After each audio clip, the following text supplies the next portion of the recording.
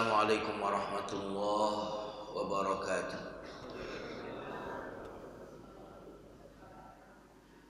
Alhamdulillah alladzi ballaghana syahra Rajab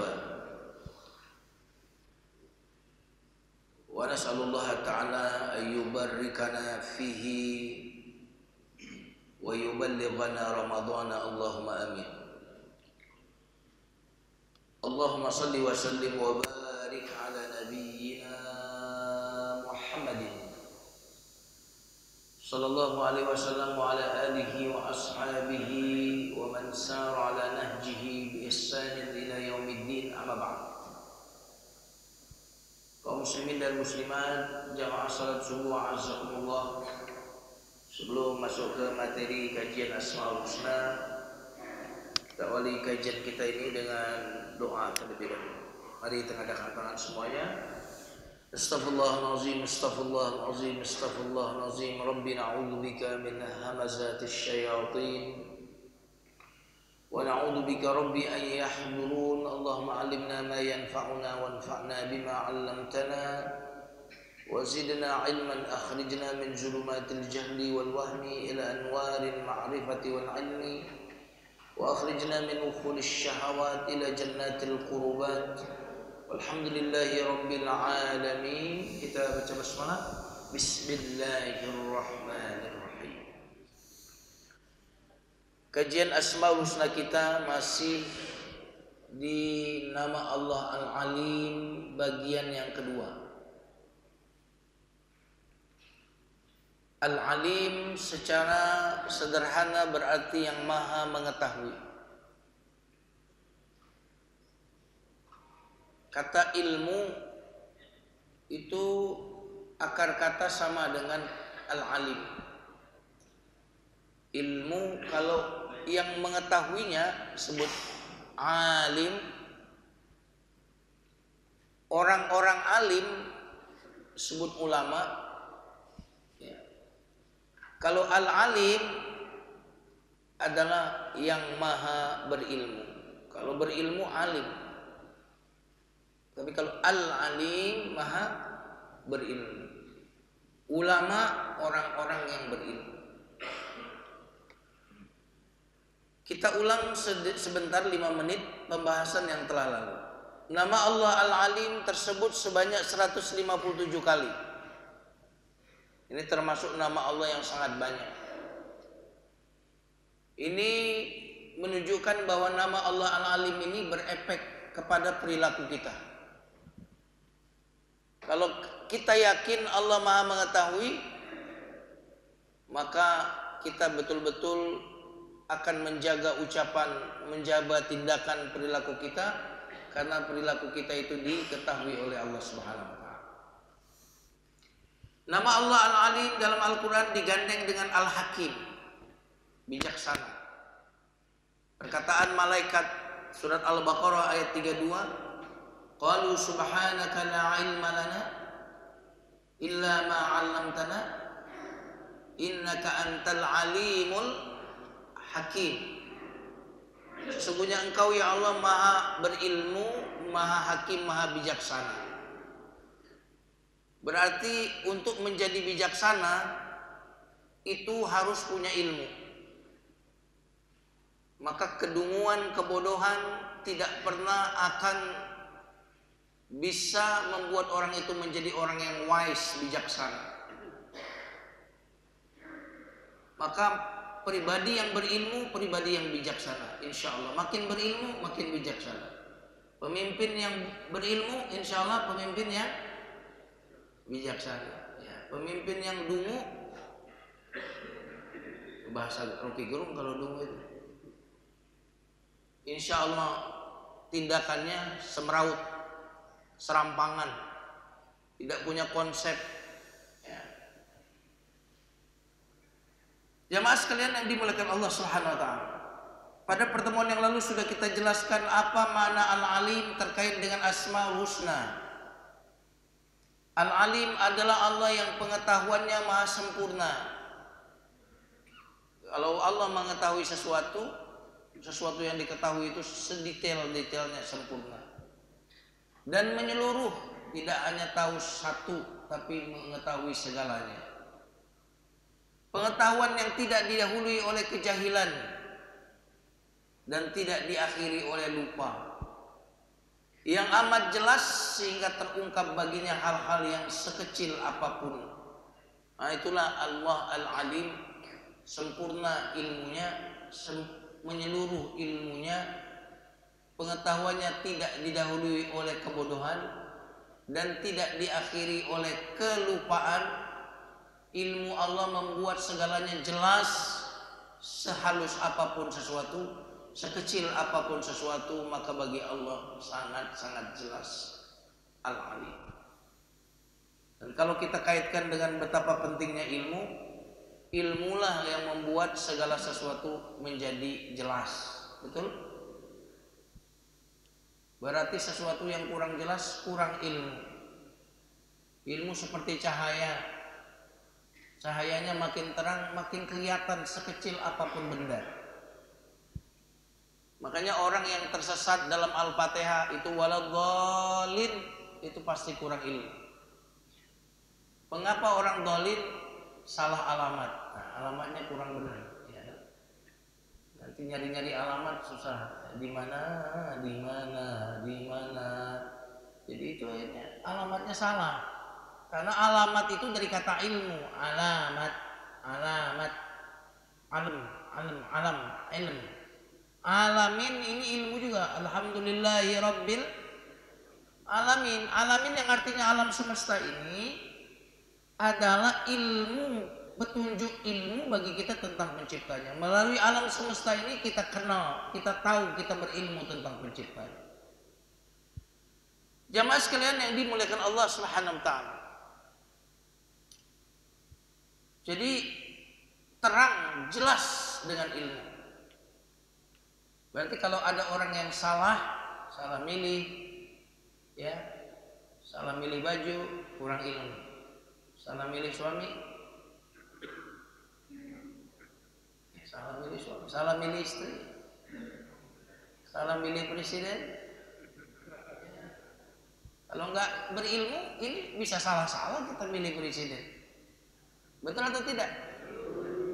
Karena semuanya kan pasti kelihatan baik semua. Semuanya deketin ulama semua. Semuanya deketin masjid semua. Semuanya kalau mau pilihan deketin umat Islam. Karena masyarakat kita mayoritas Nahdiyin semuanya ngaku paling NU. Bener nggak? Bener nggak? Halo? Makanya, saya ini paling NU. Ya. Ini yang dukung saya NU. Ya, karena memang masa umat Islam paling banyak memang Nahdiyin, teman-teman Nahdiyin. Nah, kalau kita tidak berilmu, maka kita akan tertipu. Jadi orang tertipu karena kurang ilmu. Ya. Jamaah sekalian yang dimuliakan Allah. Dalam surat Thaha ayat 98, Allah Subhanahu wa taala berfirman, "Wasi'a kulla syai'in 'ilman." Ilmu Allah meliputi segalanya. Kenapa ilmu Allah meliputi segalanya? Karena Allah pencipta segalanya. Benar nggak? Tentu yang membuat sesuatu tahu tentang apa yang dia buat itu. Sementara ilmu manusia, termasuk ilmu eksperimen, ilmu-ilmu riset yang ditemukan oleh manusia, di ayat kursi Allah mengatakan wala yuhituna bi syai'in min 'ilmihi. Ayat kursi ini, ayat kursi. Wala yuhituna bi syai'in min 'ilmihi illa bima syaa. Manusia itu tidak akan menguasai ilmu apapun kecuali yang Allah kehendaki. Kalau Allah mengetahui segalanya, kalau manusia mengetahui apa yang dibuka oleh Allah untuknya, apa yang diajarkan Allah untuknya. Makanya dalam surat Al-Alaq, alladzi 'allama bil qalam. Ya. Allamal insana ma lam ya'lam. Allah yang mengajari manusia baik dengan perantara qalam. Wa 'allamal insana ma lam ya'lam, mengajari kadang-kadang tanpa perantara. Tanpa perantara itu maksudnya apa?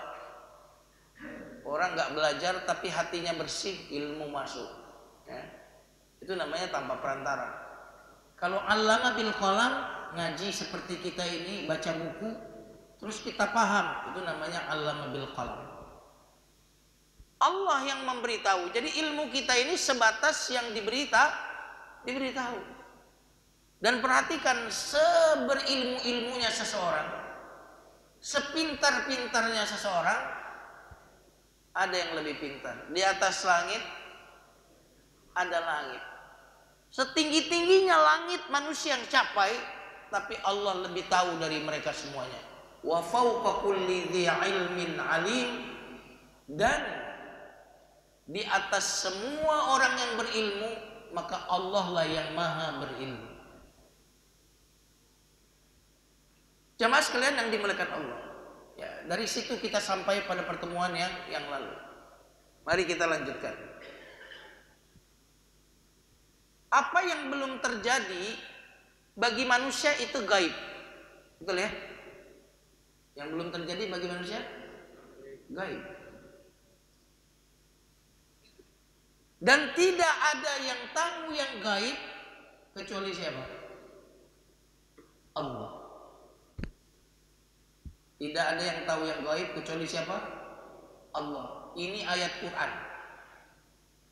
Jadi jangan pernah percaya kalau ada dukun, termasuk yang melabelkan diri mereka kiai, ustadz, ajengan, siapapun yang mengaku dia tahu yang gaib.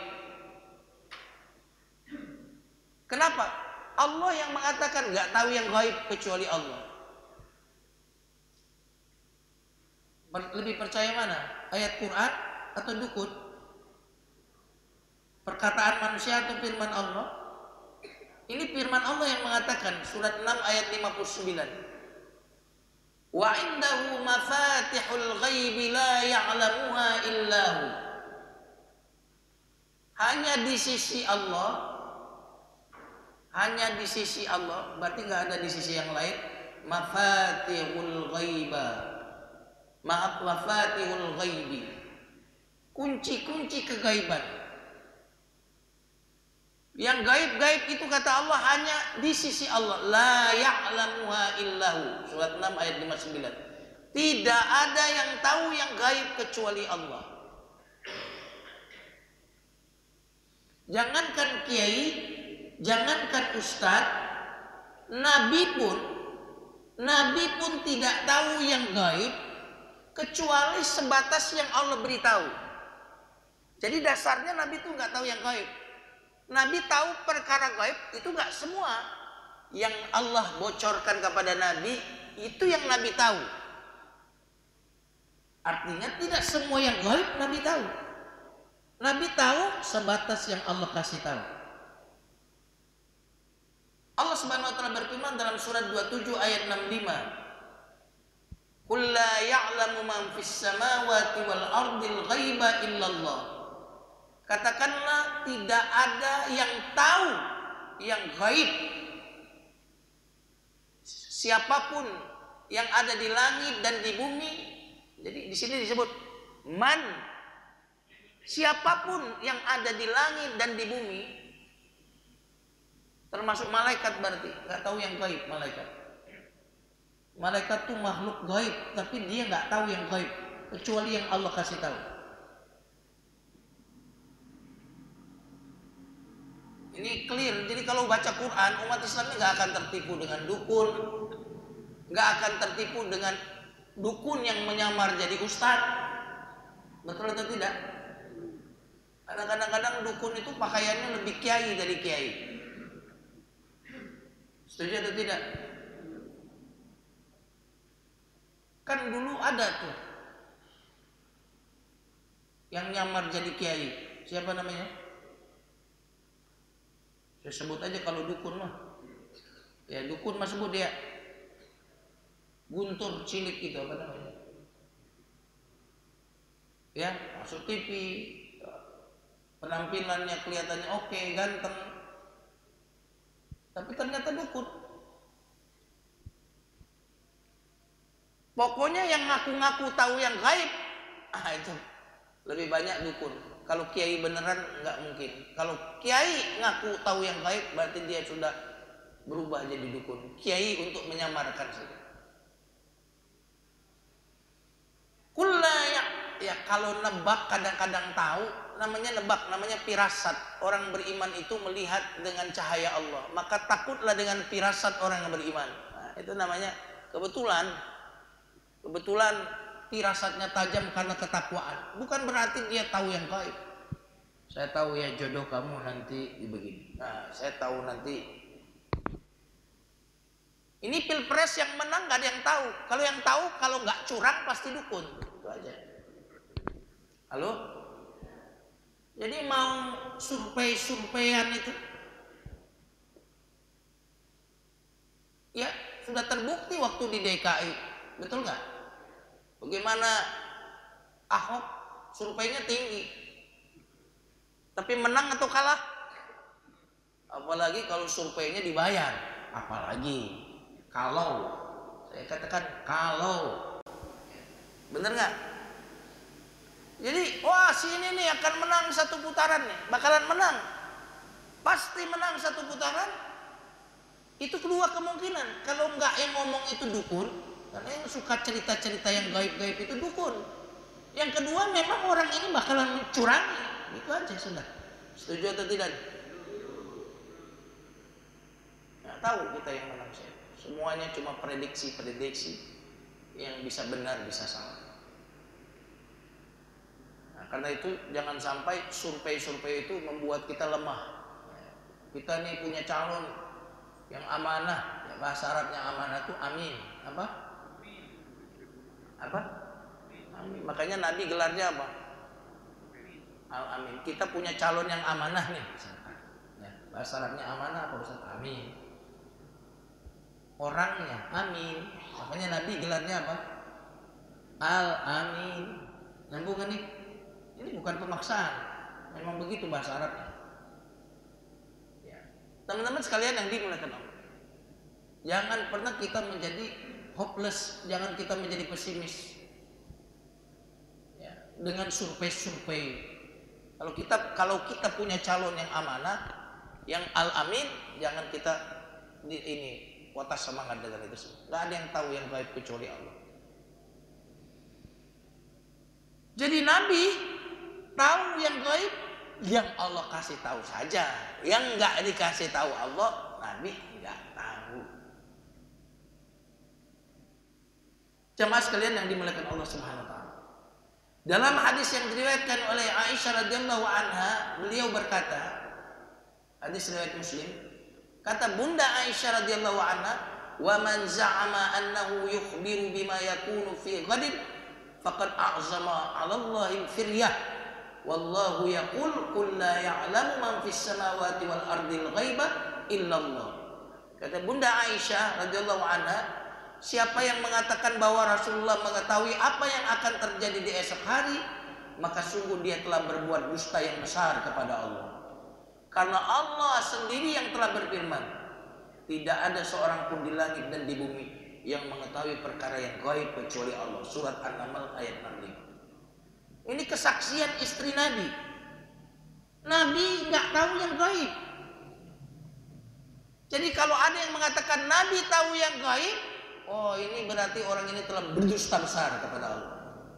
Hadis riwayat Muslim. Jamaah sekalian yang dimuliakan Allah Subhanahu wa taala. Allah Al-Alim, Allah yang Maha mengetahui.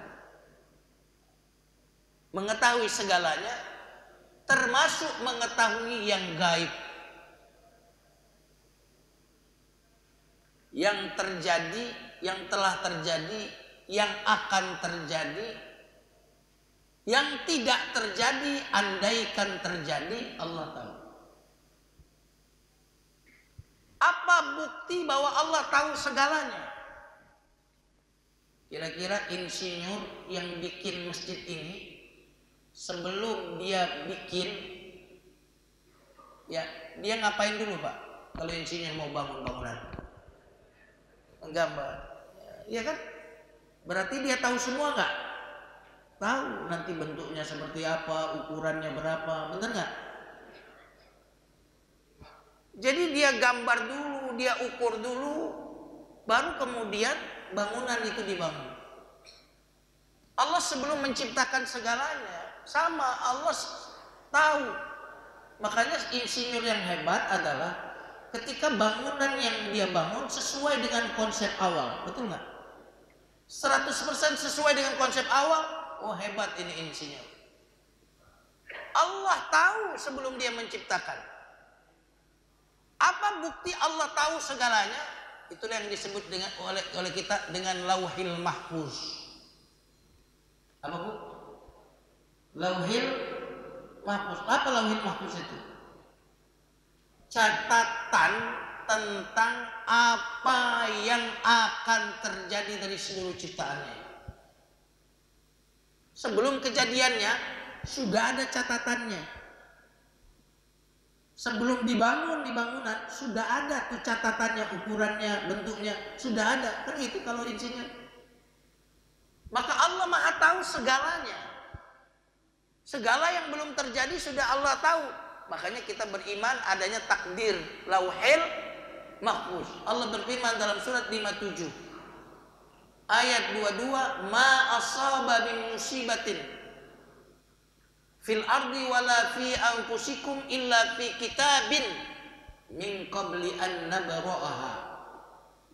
Tidak ada musibah yang menimpa seseorang di muka bumi ini, termasuk musibah yang menimpa pada diri orang, kecuali sudah ada di dalam sebuah kitab, maksudnya Lauhil Mahfuz, sebelum kejadiannya. Maka takdir itu sebenarnya, takdir itu artinya apa? Ilmu Allah tentang yang akan terjadi. Nah, jamaah sekalian yang dimuliakan Allah Subhanahu wa taala. Allah berfirman dalam surat Ali Imran ayat 119, "Innallaha alimun bidzatis sudur." Allah tahu apa yang ada di dalam hati. Kira-kira menurut pikiran kita, kalau yang tersembunyi dalam hati saja Allah tahu, kira-kira yang tampak lebih tahu nggak Allah? Lebih tahu menurut pikiran kita. Kalau Allah mah yang tampak sama yang tersembunyi sama aja. Coba kita perhatikan surat 40 ayat 19. Ya'lamu kha'inatal a'yun wa ma tukhfis sudur. Allah mengetahui pengkhianatan mata dan apa yang disembunyikan di dalam hati. Coba perhatikan Pak. Pengkhianatan mata ini kalau mau mengukur keimanan laki-laki itu di sini. Di mana? Kenapa enggak mencuri? Kelihatan pencuri. Kenapa nggak mencuri? Hukum negara ada. Siapa yang mencuri penjara sekian, itu nggak? Kenapa nggak korupsi? Wah, kalau korupsi ada hukum negara. Kenapa nggak membunuh? Itu semuanya ada sanksinya. Tapi kalau jelalatan, ada nggak undang-undang yang mengatur mata jelalatan? Ada nggak? Siapa yang matanya jelalatan, maka hukum penjara sekian tahun, ada nggak? Nggak ada. Karena jelalatan mata ini nggak ada yang tahu kecuali diri kita dan Allah. Maaf, ini contohnya memang kurang elok. Saya ustadz, nih pengajian ibu-ibu semua. Saya kan otomatis ngadepin ibu-ibu begini kan. Terus saya muter penglihatan saya dari kanan ke kiri. Ibu-ibu nggak tahu kalau saya lagi merhatiin tuh salah satu ibu, waduh cantik banget, bening banget. Tahu nggak ibu-ibu? Nggak tahu kan? Wah ustadz nggak mungkin melakukan itu. Ustadz ya, ustadz mah udah pasti takwa. Mungkin begitu perkiraannya. Tapi mata berkhianat. Nggak ada yang tahu. Dokter meriksa pasien perempuan, sakitnya di mana, matanya kemana penglihatannya, betul nggak? Betul atau tidak? sakitnya di mana, diperiksanya di mana. Ya'lamu kha'inatal a'yun. Allah tahu pengkhianatan mata. Cuma luar biasa Ibu, kalau kita benar-benar yakin, kita ini sebenarnya kalau memahami gampang, yang susah itu yakin. Allah, kamu tahu nggak Allah Maha tahu? Tahu sih. Nah itu kan tahu namanya. Yakin nggak? Kalau yakin, ini yang akan membuat kita lurus. Jamaah sekalian yang dimuliakan Allah Subhanahu wa taala. Dalam surat 20 ayat 7 Allah berfirman, wa in tajhar bil qawli fa innahu ya'lamu sirra wa akhfa. Jika kamu berkata dengan bersuara, sesungguhnya Allah mengetahui yang rahasia dan yang lebih rahasia. Jadi ada rahasia, ada yang lebih rahasia. Yang rahasia itu begini. Sebagian ulama mengatakan begini, saya punya rahasia nih. Anak mau cerita nih, tapi rahasia ya. Jangan dikasih tahu orang lain. Nah itu rahasia. Yang lebih rahasia apa? Rahasia yang ada kita ketahui tapi kita nggak kasih tahu ke orang lain. Itu makna yang lebih rahasia pertama. Kalau yang rahasia tadi apa?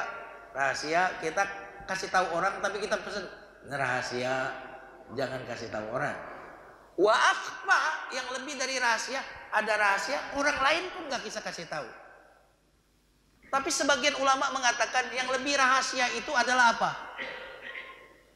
Suatu informasi yang ada dalam pikiran kita yang kita sendiri sudah lupa. Karena sudah tersimpan di file yang paling dalam.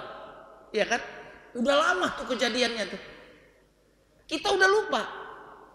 Allah tahu yang lebih rahasia, maksudnya yang kita pun sudah lupa. Allah tahu.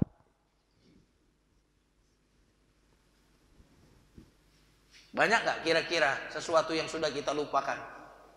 Banyak. Itulah yang lebih rahasia. Jamaah sekalian yang dimuliakan Allah.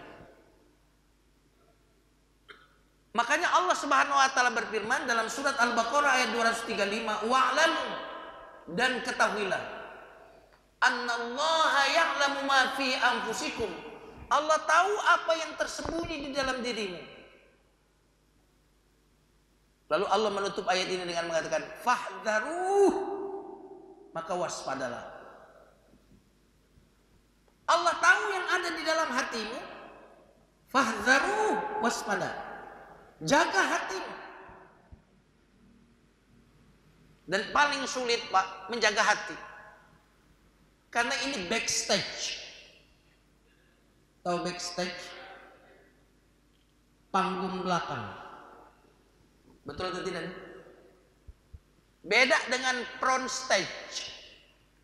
Front stage itu panggung depan, di mana orang melihat kita dan bertepuk tangan. Ini front stage. Rata-rata kita itu di front stage-nya oke. Apalagi ustadz. Ustadz kira-kira kalau lagi tampil di sini, ini kan front stage namanya. Kira-kira kelihatan soleh nggak? Kelihatan sabar nggak? Kalau menghadapi pertanyaan ibu-ibu, kira-kira sabar nggak? Lemah lembut nggak? Tapi kalau istrinya bertanya, lemah lembut nggak? Itu namanya backstage.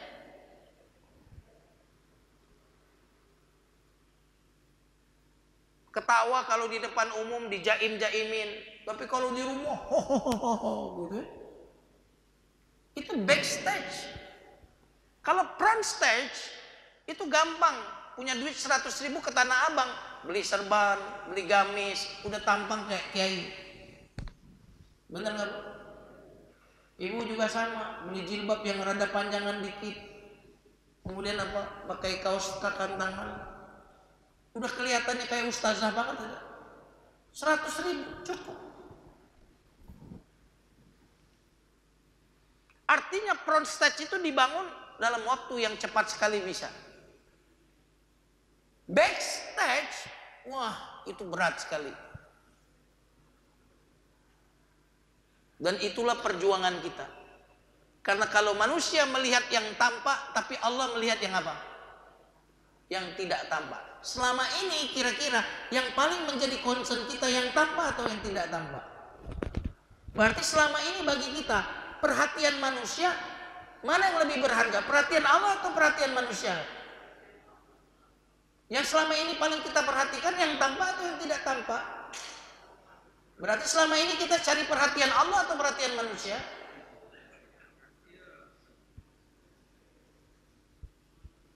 Paling sulit, Pak.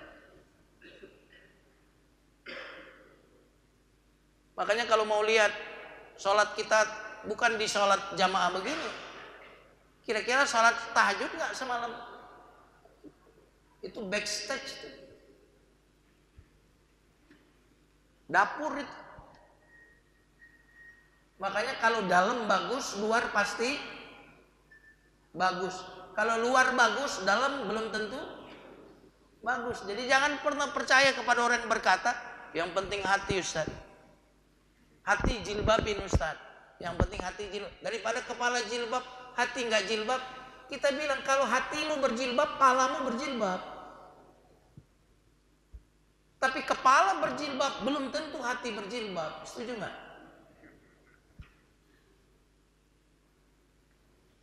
Jamaah sekalian yang dimuliakan Allah Subhanahu wa taala. Surah Al-Baqarah ayat 235 tadi sebenarnya ingin mengatakan kepada kita, hendaklah kita betul-betul menjaga niat, menjaga hati. Makanya dalam hadis riwayat Imam Bukhari dan Muslim,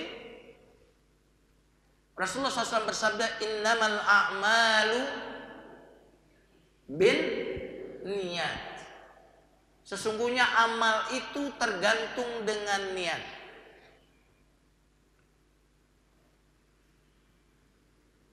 Dan memang ternyata kita itu akan mendapatkan yang kita niatkan. Rata-rata sesuatu itu tidak kita dapat nggak benar-benar niat. Saya ulang lagi kalimat. Kepengen nggak? Kepengen. Tapi nggak benar-benar kepengen, maka itu nggak terjadi. Benar nggak? Halo? Ingin nggak rajin tahajud? Ingin. Benar-benar ingin nggak? Kalau benar-benar ingin, pasti Anda akan rajin tahajud. Karena Nabi SAW bersabda, innamal a'malu bin niyat wa innama likulli imri'in ma nawa.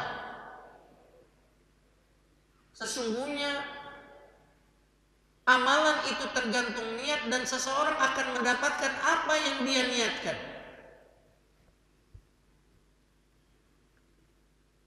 Itu berarti balasan amal itu tergantung apa? Tergantung apa? Niat. Amal bagus tapi niat nggak bagus, nggak dapat pahala tuh. Niat bagus, amal belum dilakukan, sudah dapat nggak?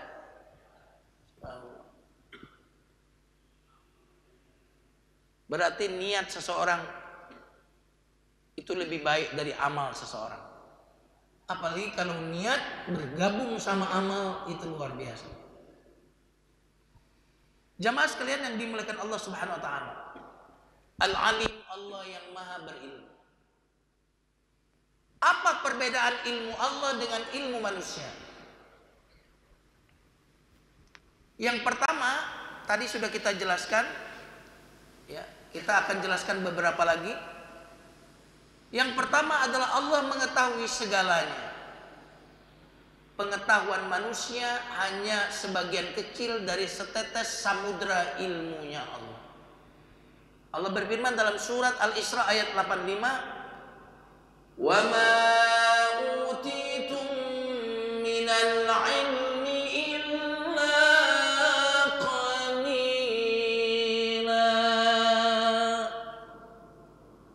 Tidak aku berikan ilmu kepada manusia kecuali sedikit. Berarti pengetahuan manusia yang sudah menciptakan teknologi sekarang ini, kata Allah, itu cuma sedikit. Mana yang lebih banyak? Yang kita tahu atau yang tidak kita tahu?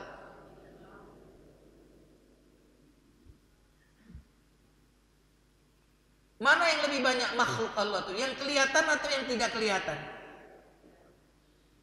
Halo? Yang tidak kelihatan. Yang kelihatan saja manusia belum banyak tahu loh. Apalagi yang tidak kelihatan.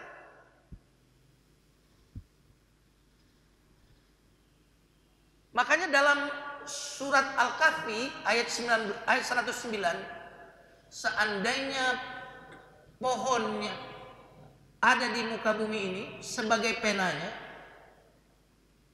kemudian laut di semua permukaan bumi ini sebagai tintanya, itu semua akan habis sebelum kalimat Allah. Bahkan dalam sebuah riwayat diriwayatkan, celupkanlah jarimu ke dalam laut, angkat. Yang nempel di tanganmu itulah ilmu dunia. Yang tersisa itulah ilmu Allah Subhanahu wa ta'ala.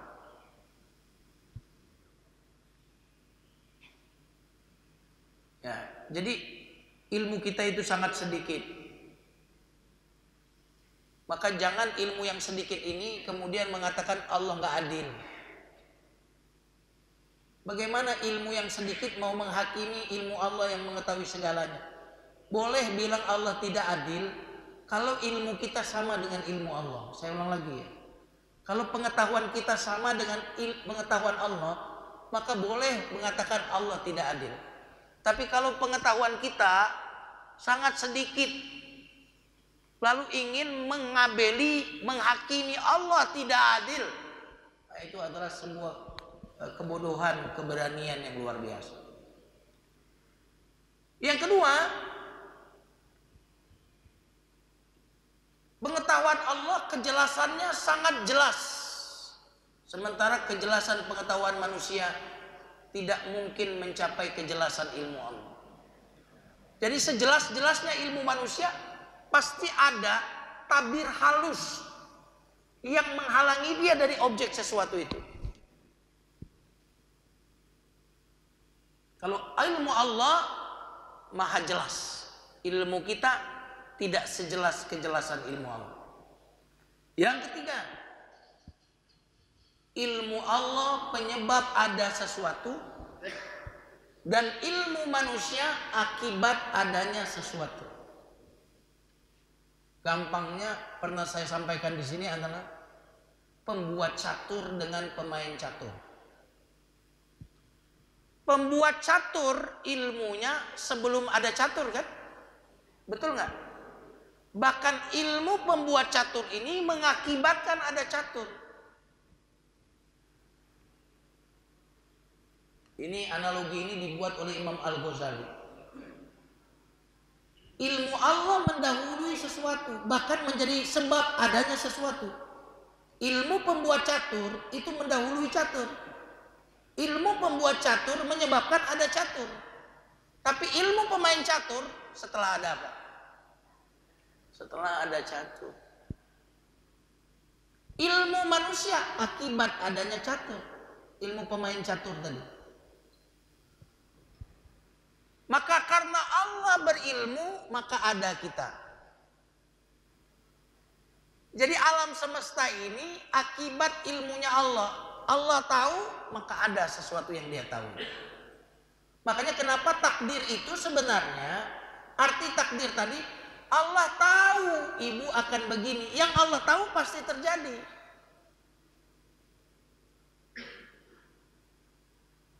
Karena ilmunya Allah menjadi sebab sesuatu itu ada. Betul nggak? Ilmunya pembuat catur membuat catur itu ada. Ilmunya Allah, ibu ini akan begini, akan begitu, Allah tahu tuh. Itulah yang kemudian menjadi sebab ibu mengalami itu. Karena Allah tahu, jadi bukan Allah yang kemudian melakukannya. Orang ini nanti akan miskin, Allah tahu, maka jadi miskin dia. Makanya takdir itu adalah manifestasi dari ilmunya Allah Subhanahu wa ta'ala. Jamaah sekalian yang dimuliakan Allah Subhanahu wa ta'ala, Allah mengetahui tanpa alat. Allah berilmu tanpa menggunakan alat. Kalau kita berilmu pakai alat. Apa alatnya ilmu? Mata. Apa alatnya ilmu? Telinga. Apa alatnya ilmu? Akalmu. Makanya tidak ada yang lahir manusia itu dalam keadaan pinter, nggak ada. Allah berfirman dalam surat An-Nahl ayat 78, "Wallahu akhrajakum min butuni ummahatikum la ta'lamuna syai'a." Allah mengeluarkan kalian dari rahim ibu kalian nggak berilmu apa-apa. Wa ja'ala lakumus sam'a. Lalu Allah menciptakan untukmu pendengaran. Pendengaran dulu yang dibuat, yang disebut. Kemudian mata, wal absara, wal afidah, akal. Kamu lahir nggak tahu apa-apa. Kenapa tahu apa-apa? Aku ciptakan telinga. Kenapa duluan disebut telinga? Hah? Karena yang aktif duluan itu mata atau telinga. Ini kalau salah nih menyebutkan nih ayat palsu. Allah mengeluarkan kalian dari rahim ibu kalian, nggak tahu apa-apa. Lalu Allah kemudian menciptakan untukmu pendengaran. Kan boleh aja kalau dibalik, Allah menciptakan mata, telinga, kan bisa begitu kan? Tapi ini nggak sesuai urutannya kalau demikian. Aku ciptakan kata Allah pendengaran, karena yang berfungsi pertama bagi bayi itu apa? Pendengaran. Di rahim udah dengar belum? Udah dengar nggak di rahim? Makanya kenapa anak itu kalau dengar suara ibunya kalau sudah lahir tenang. Kenapa? Udah lebih sering dengar suara ibunya daripada bapaknya.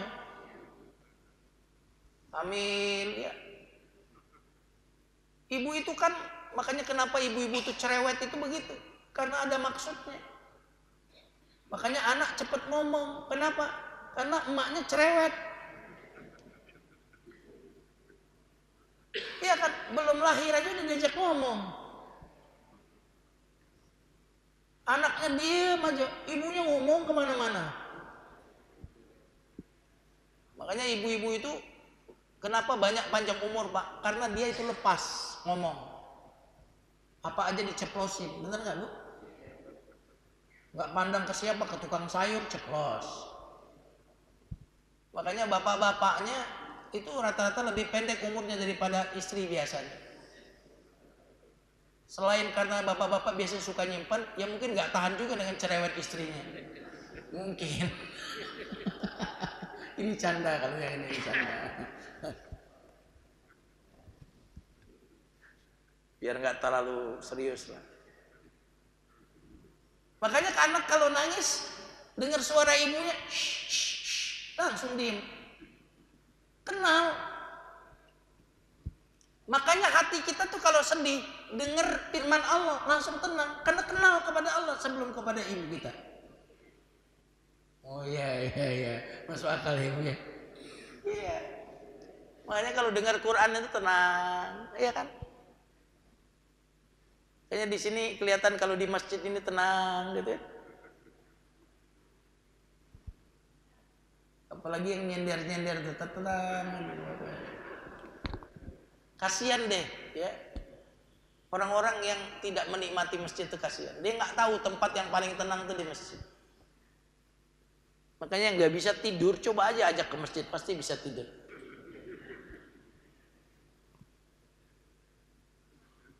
Coba bapak-bapak tuh kalau anaknya nangis, didatengin bapaknya, udah nyanyi ini nyanyi itu tambah nangis. Suaranya pales bapaknya. Nah Allah berilmu tanpa alat, mengetahui tanpa alat. Makanya manusia itu banyak biasnya pengetahuannya. Ibu bapak nggak pernah melihat saya sekarang, tapi ibu melihat saya sekian detik yang lalu. Betul atau tidak? Karena untuk sampainya saya ini ke bapak-bapak butuh waktu nggak?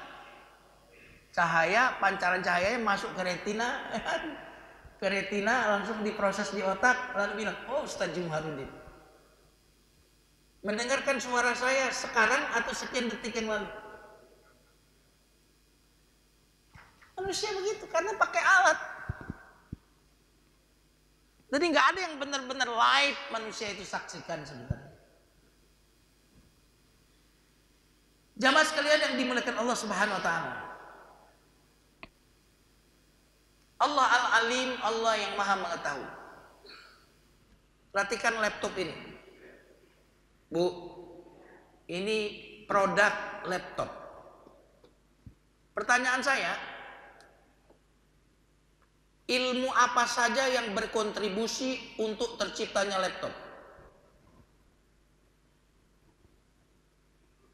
Apa cukup hanya satu cabang ilmu untuk membuat laptop? Hah? Berapa cabang ilmu? Ilmu matematika ada?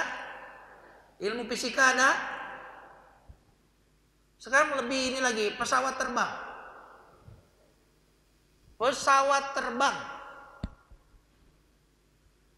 Untuk satu pesawat dibutuhkan sekian banyak cabang ilmu, betul nggak? Butuh ilmu apa saja untuk bikin pesawat? Mesin, terus ilmu apa lagi? Fisika, matematika, gravitasi bumi, iya kan? Semua ilmu itu berkontribusi untuk terciptanya satu produk teknologi. Makanya kalau di pesawat ada ahli sayap, Habibie rahimahullah. Itu ahli sayap beliau. Berarti ada ahli-ahli yang lain yang dilibatkan untuk terciptanya satu produk yang bernama pesawat terbang. Jadi satu produk yang canggih membutuhkan kontribusi banyak ilmuwan di bidangnya masing-masing. Lalu kita itu aneh kok, kita melihat ciptaan Allah ini kok nggak kagum. Padahal untuk dibuatnya pesawat saja butuh sekian pakar ilmu. Padahal pesawat itu secanggih-canggihnya masih kalah sama teknologi burung. Helikopter dengan capung, mana teknologi yang paling bagus? Helikopter atau capung? Capung mana yang bertengger di mana aja bisa. Landing di mana aja bisa.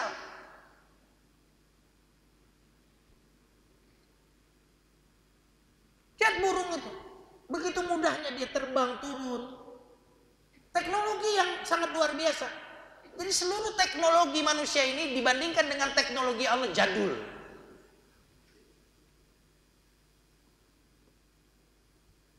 Nah, jamaah sekalian yang dimuliakan Allah Subhanahu wa taala. Maka kalau kita kagum dengan teknologi, lalu tidak kagum dengan ciptaan Allah, ini ada masalah dalam cara berpikir kita.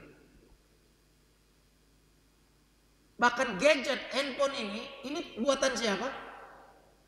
Hasil otak manusia. Siapa yang menciptakan otak manusia?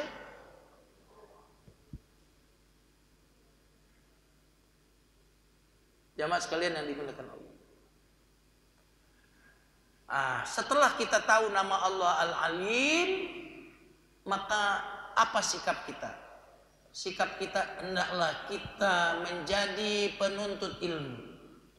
Hendaklah kita menjadi orang yang gandrung cinta kepada ilmu. Karena Allah Maha Pengasih cinta kepada yang menyayangi. Allah pemberi rezeki, Allah cinta kepada orang yang menjadi jalan rezeki. Allah Maha berilmu, maka Allah cinta kepada orang yang berilmu.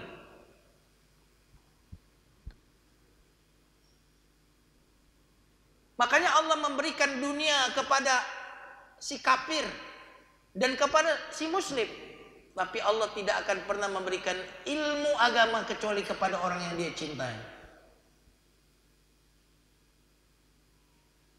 Makanya Allah tidak pernah mengatakan sebaik-baik kalian adalah yang paling baik, banyak duitnya, enggak.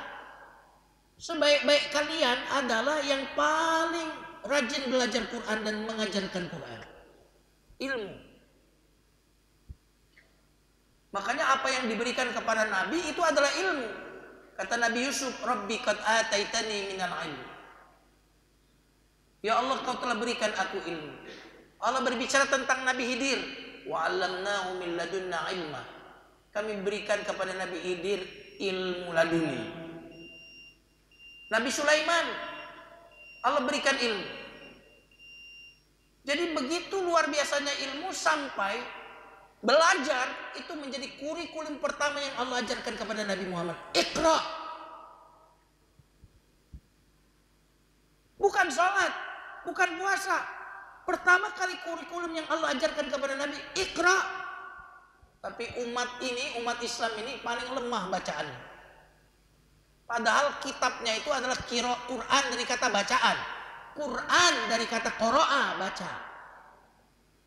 Tapi paling malas membaca itu umat Islam.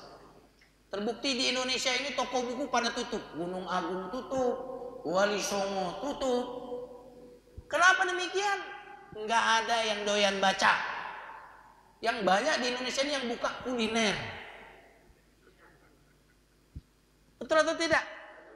Kuliner ini cilok, cireng, apalagi yang cici itu. Coba perhatikan sekarang menjamur semua toko-toko. Coba cari toko buku, susah. Betul.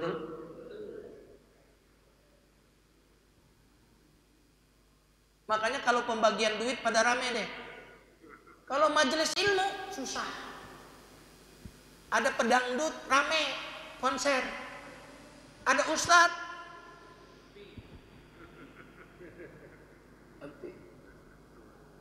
Ustadz yang rame harus ada kayak pelawaknya baru bisa rame. Ya tapi nggak apa-apa, lucu tapi jangan banyak-banyak.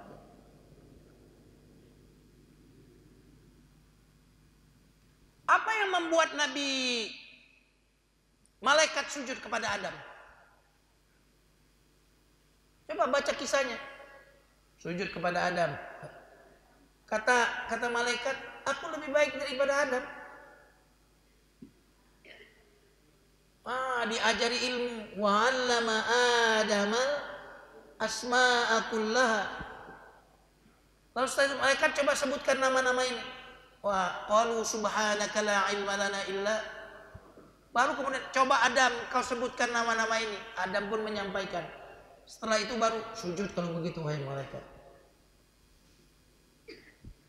Makanya negara-negara yang terbelakang akhirnya sujud kepada negara-negara yang mengembangkan ilmu pengetahuan. Betul atau tidak? Manut, bertekuk lutut.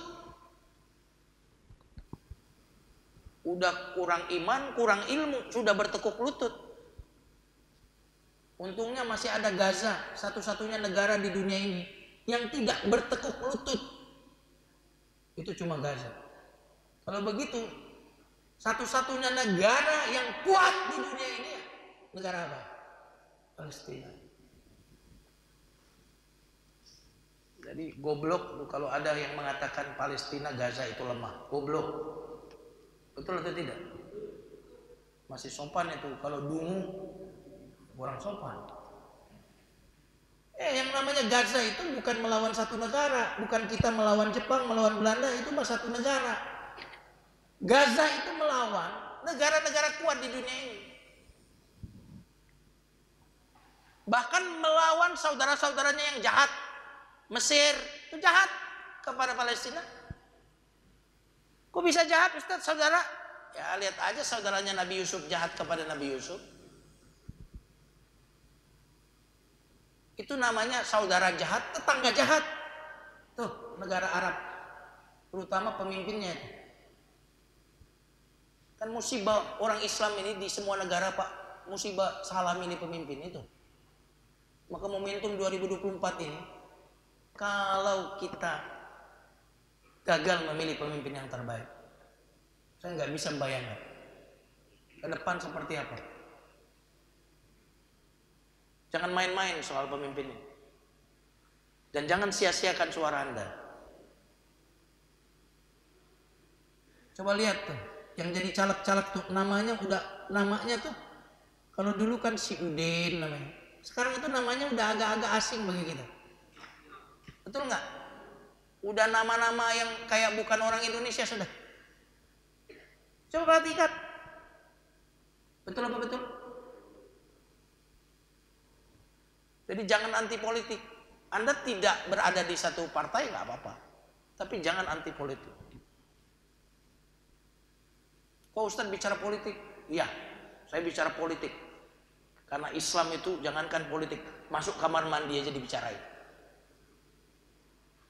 Betul nggak? Itu artinya saya nggak takut Pak, biarin. Ngapain saya jadi ustadz? Untuk berbicara yang benar, bukan untuk disukai. Kalau mau disukai jadi pelawak aja.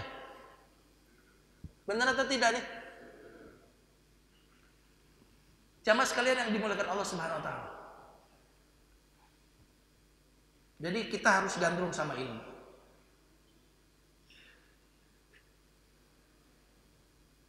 Maka yang takut kepada Allah yang hanya yang berilmu. Surat Fatir ayat 28. Innama yakhsyallaha min ibadihil ulama. Ulama itu artinya orang-orang yang berilmu. Kalau alim satu orang berilmu. Ulama orang-orang yang berilmu. Yang takut kepada Allah hanyalah yang berilmu.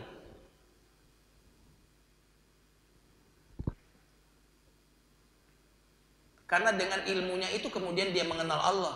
Yang melahirkan rasa takut, rasa cinta. Kira-kira yang membuat kita takut sama COVID karena ngelihat COVID atau dengan ilmu? Ilmu yang membuat kita takut dengan COVID, bukan kelihatan mata. Jamaah sekalian yang dimuliakan Allah Subhanahu wa taala.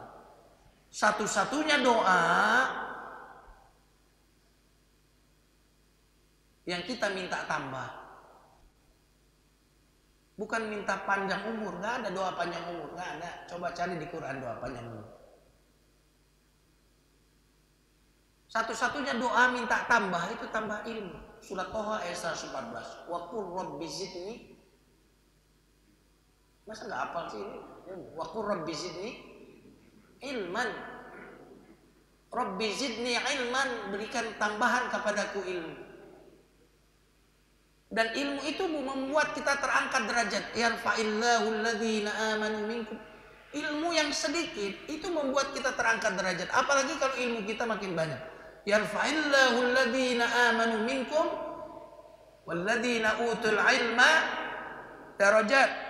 Surah Al-Mujadilah ayat 11. Allah mengangkat derajat orang-orang yang beriman dan orang-orang yang berilmu.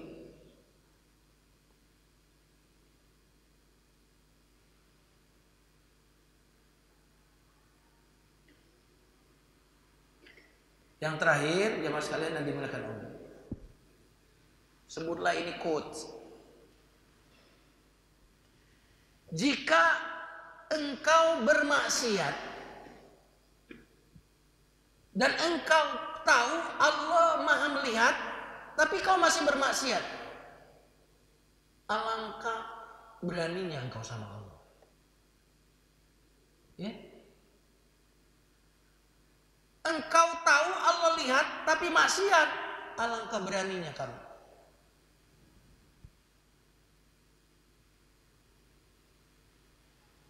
Engkau bermaksiat dan tidak yakin Allah melihat, alangkah kafirnya kamu. Bahasanya begitu.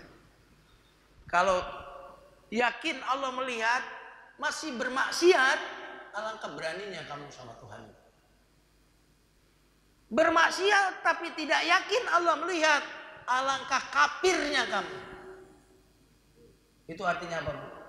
Kalau kita benar-benar yakin Allah itu Maha melihat kita, insya Allah kita tidak akan berlaku maksiat. Kalaupun maksiat, segera beristighfar. Ampuni aku ya, maafkan aku ya Allah. Karena kesadaran Allah itu Maha melihat kita. Wallahu a'lam bishawab. Ini yang bisa saya sampaikan. Silakan kalau ada yang ingin bertanya.